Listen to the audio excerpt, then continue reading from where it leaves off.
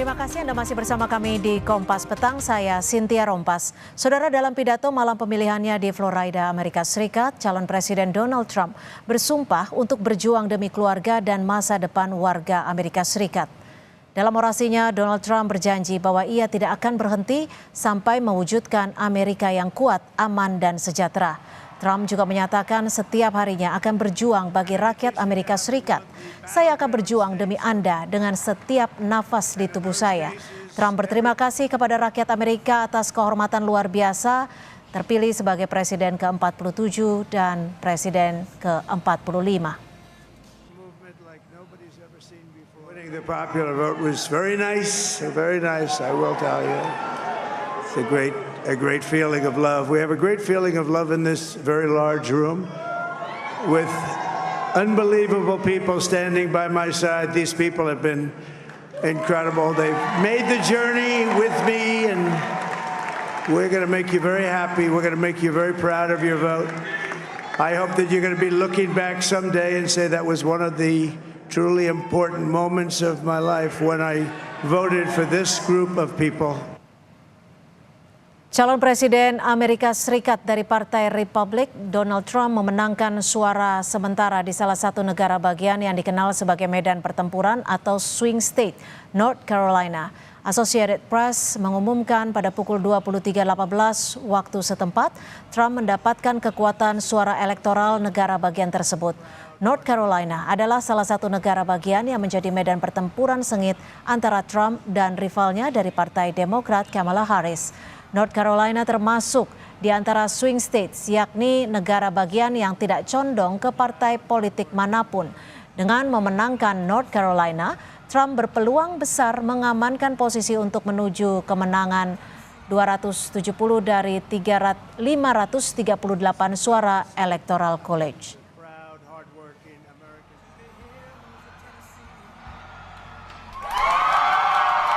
Calon Presiden Amerika Serikat dari Partai Demokrat Kamala Harris mengunjungi kantor pusat Komite Nasional Demokrat di Washington DC pada malam hari pemilihannya. Pada kesempatan ini Harris mengapresiasi kerja para relawan pusat panggilan yang mengajak warga untuk memilihnya. Kamala juga berterima kasih kepada warga yang telah memberikan suaranya untuk Pilpres Amerika Serikat 2024.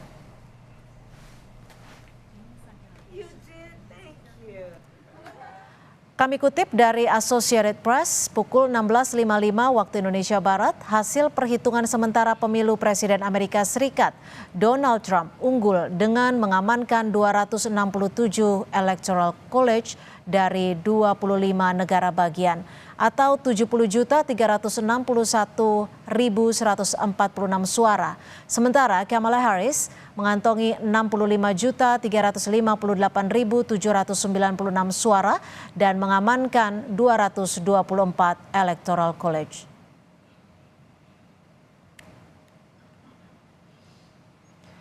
Meski proses penghitungan suara Pilpres AS belum selesai, Presiden Prancis Emmanuel Macron lewat akun X mengucapkan selamat kepada Donald Trump dan mengatakan siap bekerja sama dengan rasa hormat demi perdamaian dan kemakmuran bersama. Saudara, dari data terakhir, calon Presiden Amerika Serikat Donald Trump semakin dekat dengan kemenangan. Kita akan bahas bersama Abdul Malik Gismar, Senior Advisor Paramadina Public Policy Institute. Selamat petang Pak Malik, terima kasih sudah bergabung bersama kami di Kompas Petang. Pak Malik, ini perolehan suara sementara saat ini hingga sore hari ini, apakah bisa disimpulkan jika kemenangan Trump ini tinggal diumumkan? Saya kira begitu ya, Sudah lumayan banyak vote yang masuk dan sudah banyak yang memastikan ya, artinya sudah lewat batas maksimum penghitungan suaranya dan suaranya kelihatannya akan ke Trump ya. Electoral vote akan dimiliki oleh Trump. Bahkan barangkali popular vote-nya juga. Tapi Pak Malik, ini sebenarnya apa sih yang menjadi faktor utama, penyebab utama Trump ini bisa kembali memenangkan Presiden Amerika Serikat? Iya, yang pertama saya kira yang harus diapresiasi terlepas sudah suka atau nggak suka dengan Trump, itu bahwa dia berhasil regrouping yang luar biasa. Karena ketika dia keluar dari White House itu dia tuh basically pariah gitu kan ya. Dan banyak sekali berhadapan dengan persoalan-persoalan hukum. Banyak sekali. Trump ini barangkali bukan cuma presiden, barangkali orang Amerika yang paling banyak punya masalah hukum itu. Ya, itu satu. Terus yang kedua, faktor berikutnya itu Biden performs buruk sekali ya. Bidenomics itu nggak bekerja itu, ya kan? Tidak bisa bounce back setelah COVID itu dengan baik. Selain juga retorikanya Biden itu tidak inspiring gitu. Kemudian yang juga sangat penting menurut saya, Trump ini sukses dan pandai mengatakan apa yang ingin didengar masyarakat. Ya, itu yang membuat dia berhasil kali ini, bahkan mungkin ini pertama kali ya, setelah 2 kali dia mencoba, yang barangkali kali ini dia akan berhasil memperoleh juga selain electoral vote juga popular vote. Jika Anda menyebutkan Trump sukses dan juga pandai menyampaikan apa yang diinginkan oleh masyarakat Amerika Serikat belakangan ini, apakah ini artinya masyarakat Amerika Serikat ada menginginkan suatu hal perubahan dari sebelumnya yang dipimpin Presiden Joe Biden? Oh iya, pastilah, pasti. Seperti yang tadi saya katakan, Bidenomics itu tidak terlalu berhasil ya. Inflasi tinggi masih dirasakan kan gitu ya. Job juga dirasakan masih kurang. Kemudian yang paling tidak menjadi sentimen di Amerika itu kan persoalan imigran itu, imigrasi ya, persoalan imigrasi, persoalan aborsi juga ya. Yang selama ini imigran misalnya itu separuh paling tidak ya, separuh masyarakat Amerika yang sekarang ingin mendukung Trump itu kan menginginkan immigration policy yang lebih tough gitu ya. Jadi kalau kita kembali berkaca di Pilpres Amerika Serikat saat ini, apakah faktor Joe Biden yang juga membuat Kamala Harris ini jauh tertinggal dari Trump? Saya kira iya, Joe Biden tadi sudah saya katakan sekilas kurang berhasil lah ya sebagai presiden, dan Kamala tidak bisa mendisosiasi, memutus hubungan ya, memutus asosiasi dirinya dengan Joe Biden, sehingga dia kalang kabut juga gitu ya, tidak cukup berhasil kemudian membangun dirinya sebagai calon presiden yang sepenuhnya beda dengan Joe Biden ya. Itu saya kira itu faktor sangat penting. Selain juga